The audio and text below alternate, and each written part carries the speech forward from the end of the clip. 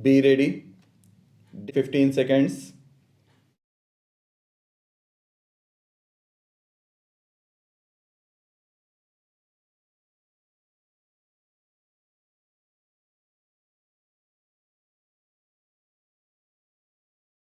Mr.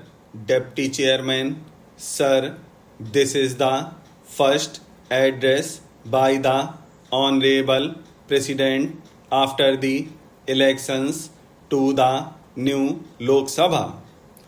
Democracy itself, sir, is a great leveler, and elections in a democracy themselves are a leveler, except that they can occasionally produce harsh results which involve winners and losers. But democracy itself, when it produces winners and losers, confers upon the winner the great sense of responsibility.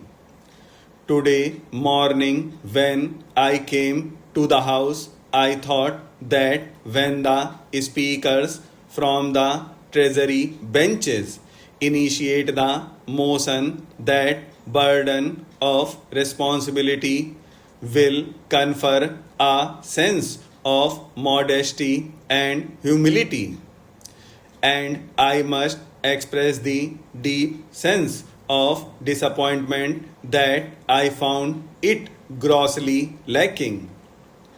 However, we in the opposition certainly do not intend to be provoked by this attitude of lack of modesty and humility, which a winner must inherently have, because we were told from beginning to the end where most of us in the opposition have gone wrong and where our conduct and attitude was to be found lacking.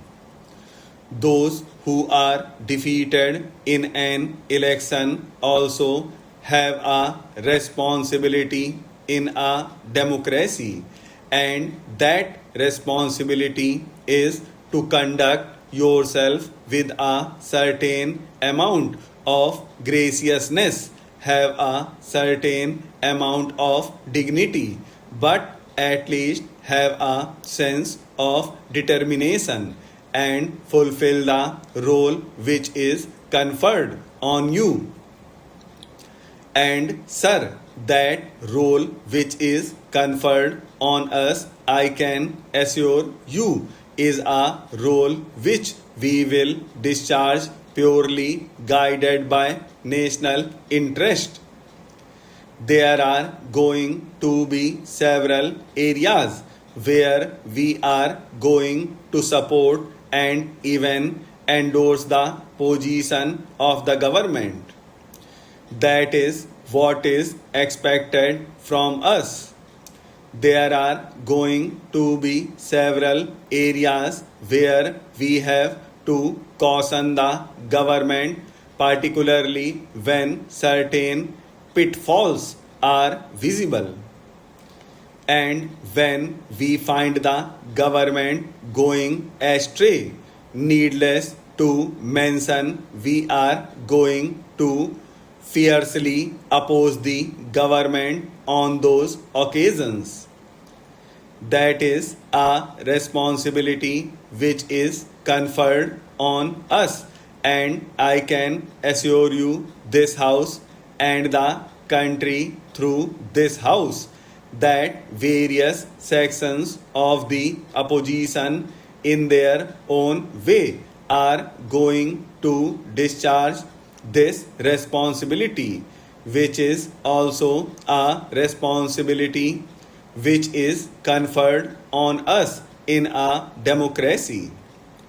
Sir, I have no hesitation in admiring, after a lot has been said about the election results, that for me and my party the election results were a disappointment.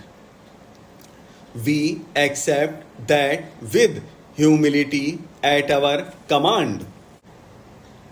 Sir, we read some very clear messages emerging out of these election results, and some of these messages that we can read very clearly are that the electorate of this country is conscious of the fact that we live in an era of coalitions, and an era of coalitions can also occasionally bring disturbances and even roadblocks in the functioning of the government. Perhaps one of the great motivating factors to the Indian voter was a great desire for political stability, and therefore the electorate pursued by that desire gave to the Congress party over 200 seats. Let them therefore be very conscious of this fact that 206 seats in parliament are not akin to 403 seats in parliament that they got in 1984, and therefore the manner in which they have to conduct themselves must also be conditioned by this fact. The electorate did want political stability, and therefore in the last 5 years, when we found the government lacking on several fronts, it may not been as an endorsement by the voter of India of areas where the government was found to be wanting. There are several areas. We can have a discussion at an appropriate time over them, but it was this desire for political stability, and when this desire for political stability has given them a larger number of seats, the Indian voter is now not going to accept any reason for non-performance.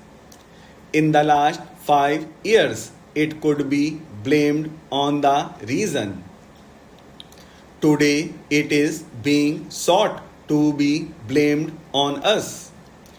But once you have a figure which is closer to the halfway mark along with your allies, no reason for failure is going to be accepted this time, for which you have got the benefit of doubt in the last 5 years. At the same time, the Indian voters have shown an immense amount of maturity.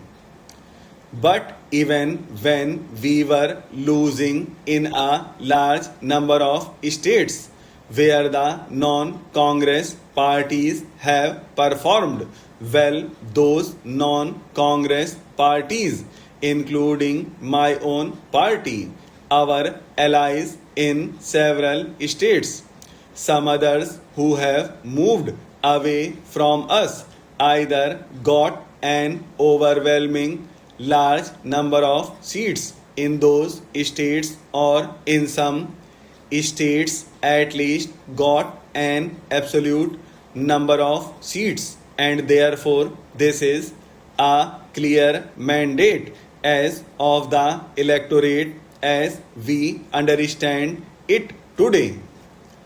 I also do understand that the mandate today is also a representative of an aspirational India. People want India to grow, but we are cautious of the fact that when They want India to grow. This growth is at two levels.